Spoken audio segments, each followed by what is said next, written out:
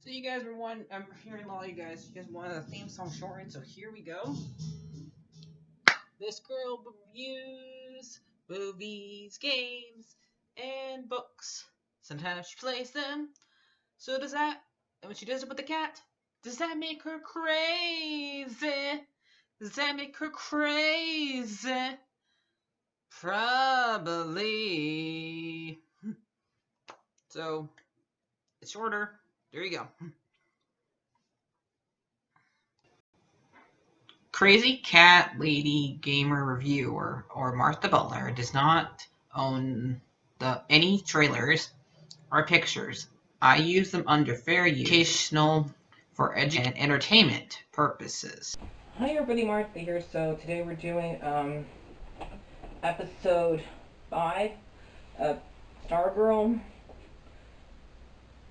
Our Man, and Dr. Midnight. I think it's called.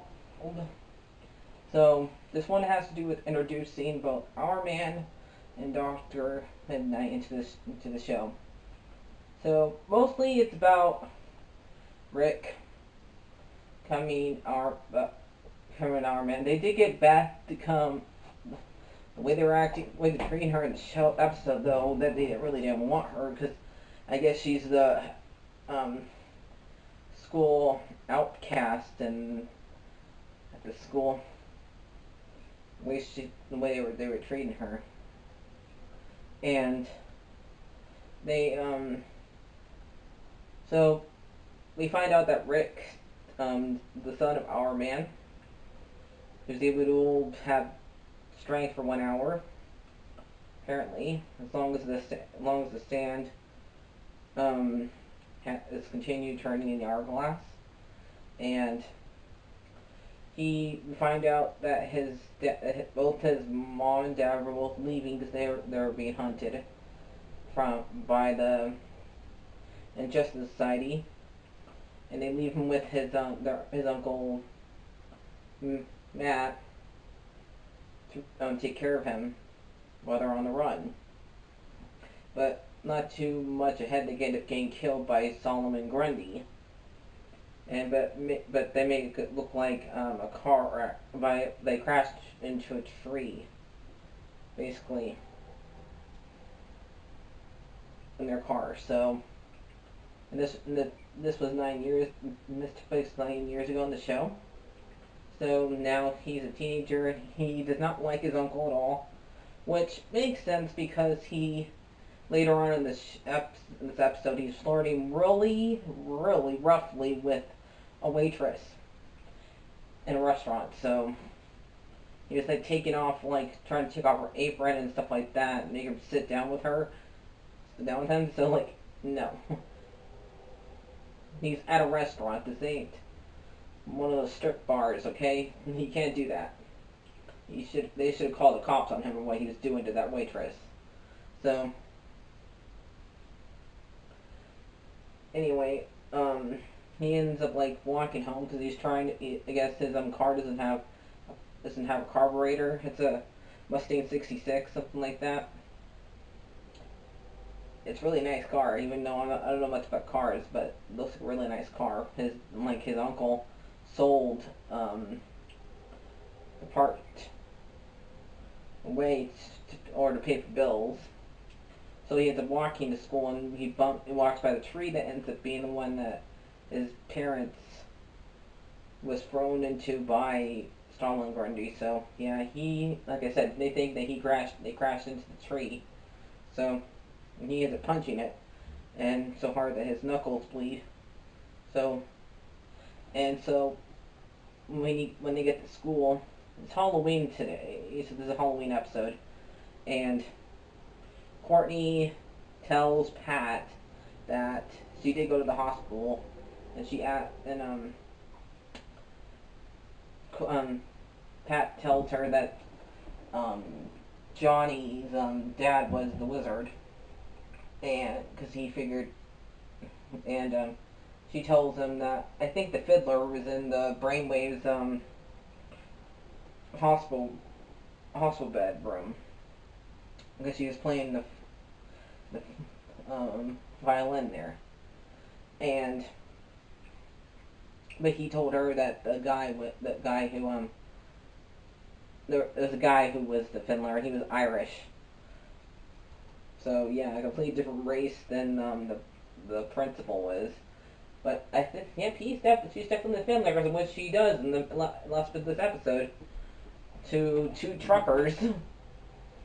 So um, Pat still's telling her I'll do all the work, you just stay here and be a teenager, basically. But nope, like usual, she's not. Listen, I can understand why some people think she's annoying because she is literally bugging people into becoming superheroes during these episodes. Only one that's willing to do it was Beth. Like, once only Rick was not wanting to do it until they find out that Solomon Grundy, but he wants to do it for revenge. Like after school, her and Pat was going to take her somewhere, but the car broke down and Rick walked by and helped him fix the car, and he realized that he's our man because he when he described the car, I guess he knew that was one of was probably like Rick's car, probably like Rex's car, one original Our Man, and he brings the part that over to he gave it to Matt. I don't know what he did with it, but he gave it to him, and the hourglasses start acting up while Rick was around the car. So Courtney goes and talks to Rick, and tries to tell him that this hourglass is acting up, but they can't figure it out. They have to turn it over and make it work. Like, it's hourglass. It's not too hard to figure out, guys. While this is going on, Beth has been overhearing Londa and Courtney talk at school, so she goes over to their house. She knows that they're superheroes because they're not very good at hiding it, since both of them are still rookies at it, and making rookie mistakes like calling each other by their first names, and while they're working, like, you don't do that. You call each other's by your superhero names when you're talking, okay? Instead of Yolanda, you call her Wildcat. So Beth goes over there and waits for Courtney to go home, and she ends up finding their dog is chewing on some set of goggles that belong to Dr. Midnight, and she puts them on, and I guess the goggles have an IA of the original Dr. Midnight, and it was able to like describe a bunch of things, like what type of person that Beth is, and when Courtney got home, she was able to tell that she's lying, stuff like that, and able to tell that she has dirt on her shoes that the same exact dirt that is that leads up to Rick's house. So they go and get Londa, and they go and try to find Rick, and he ends up being at Cindy's house, who is told he is deaf. She's like, the way she behaves. I know I don't want to spoil anything, but I'm still guessing here. She's definitely one of the daughters of the bad guys. She has to be, the way she's behaving, the way she's total, you know what. And definitely Henry has his dad's powers. Brainwave's son. He's definitely got his son's power, his dad's powers, because he's able to read people's minds now. Because he heard Londa say jerk in her mind. He's definitely got his dad's powers now. So like, he leaves the school, leaves the party, and so once Courtney finds Rick, she goes and gets Beth and Londa, and Beth explains to them, "Turn around the hourglass," and they do, and he ends up like flattening a can that's a pretty heavy can, like that, basically. And so he doesn't want to do any superpower. He wants to go around punching things because he's mad about the fact that his parents are dead, and he's stuck in being raised by an uncle that doesn't want to have anything to do with him except for go around flirting with girls very badly. So, and he goes and punches his uncle's car, and nearly breaks it in half.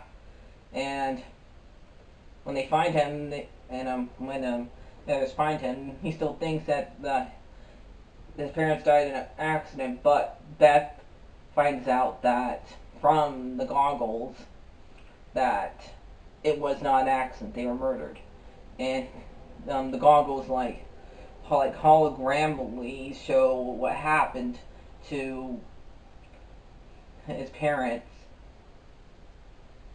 to the four of them, right by the tree. And so he does, and so when he finds this out, he's willing to help, but he just wants to kill them. He wants revenge. So yeah, and we end up finding out that Pat finds out that what Courtney's doing because he finds the Green Lantern's lantern in the bag in her room, and the Fiddler and Sportsmaster, I think his name is this one, are like hypnotizing one trucker and make the other truckers like nearly go blind and shoot him. I don't know why, but I guess we'll find out that one out later. And before I go, the janitor is something. It has to be somebody.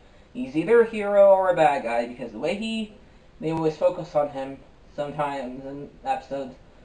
He's definitely something. The janitor at the school, he's definitely somebody. I don't know who, what, but he's definitely something. So, I'll see you guys later. I'll make this video, this episode, a 8 out of 10. Let me go and get Sully. Sully! Sully! Sully! What do you give this episode? I gave it a 4 paws! You do? Yep, I do! Yep! So, what do you say bye-bye? Do we say Sully? You want to say bye-bye? Yep, he says bye-bye, guys.